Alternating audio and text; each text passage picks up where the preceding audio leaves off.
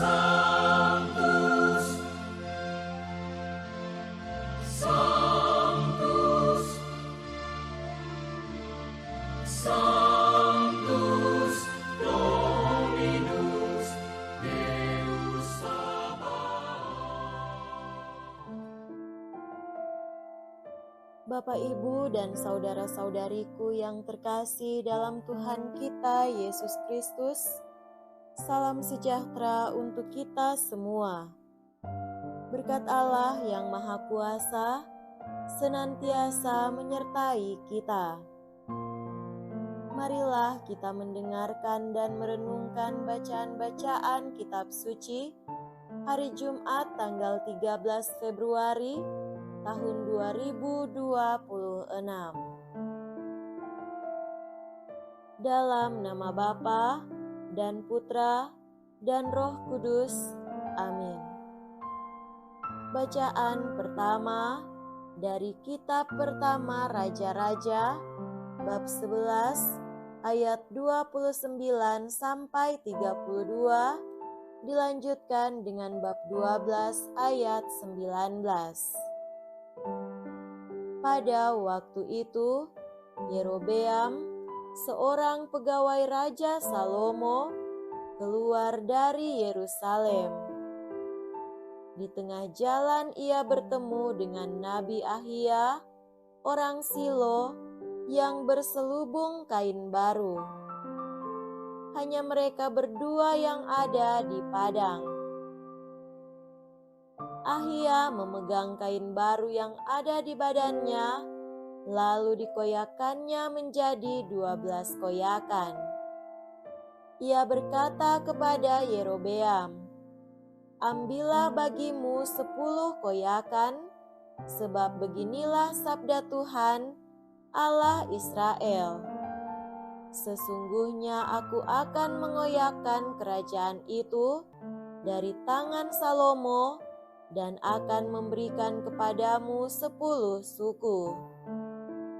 Tetapi 1 suku akan tetap padanya, oleh karena hambaku Daud dan oleh karena Yerusalem, kota yang kupilih dari segala suku Israel."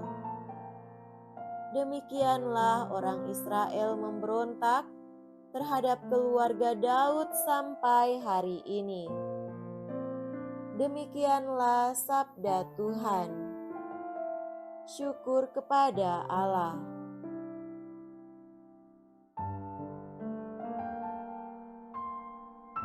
Semoga Tuhan beserta kita sekarang dan selama-lamanya. Inilah Injil suci menurut Santo Markus. Dimuliakanlah Tuhan. Injil Markus bab 7 ayat 31 sampai 37. Pada waktu itu Yesus meninggalkan daerah Tirus dan lewat Sidon, pergi ke Danau Galilea di tengah-tengah daerah Dekapolis. Di situ orang membawa kepadanya seorang tuli dan gagap dan memohon supaya Yesus meletakkan tangannya atas orang itu. Maka Yesus memisahkan dia dari orang banyak sehingga mereka sendirian. Kemudian ia memasukkan jarinya ke telinga orang itu, lalu meludah dan meraba lidah orang itu.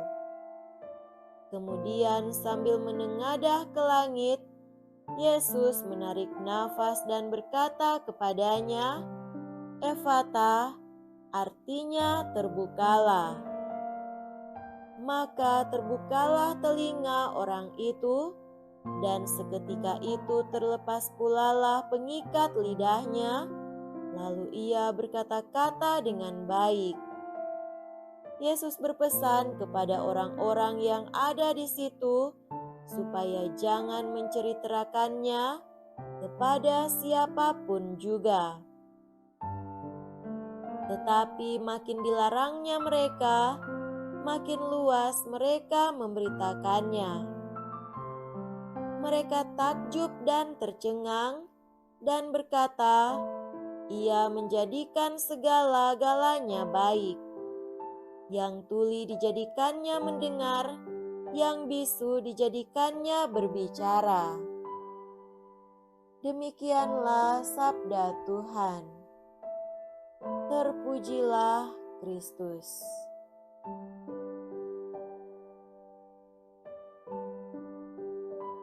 Saudara-saudariku yang terkasih dalam Tuhan kita Yesus Kristus, tema renungan kita pada hari ini adalah Ia membuat segala-galanya baik. Dalam Injil hari ini, Yesus menyembuhkan seorang yang tuli dan gagap. Yesus tidak hanya berbicara dari jauh, tetapi Ia menyentuh telinga dan lidah orang itu. Gestur Yesus menunjukkan bahwa kasih Allah itu dekat, hangat, dan menyembuhkan dari dalam. Orang yang tuli seringkali terisolasi, tidak bisa mendengar suara kasih, tidak bisa berkomunikasi, dan akhirnya merasa tidak berharga. Namun, Yesus datang menembus kesunyian itu. Ia membuka apa yang tertutup. Terbukalah. Kata itu bukan hanya untuk telinga dan lidah sang penderita. Kata itu juga untuk hati kita yang mungkin tertutup oleh kekecewaan, trauma, atau rasa tidak layak. Berapa banyak kali kita menutup diri dari suara kasih Allah, atau menutup mulut ketika semestinya menjadi saksi kebaikannya? Saudara terkasih, akhir kisah ini ditutup dengan sebuah kalimat indah. Ia menjadikan segala-galanya baik. Ketika Yesus menyentuh hidup kita, luka berubah menjadi pemulihan. Keheningan menjadi pujian, dan kehidupan yang hampa menjadi penuh makna. Kasih-Nya bukan hanya memperbaiki apa yang rusak, Ia menjadikan semuanya baik.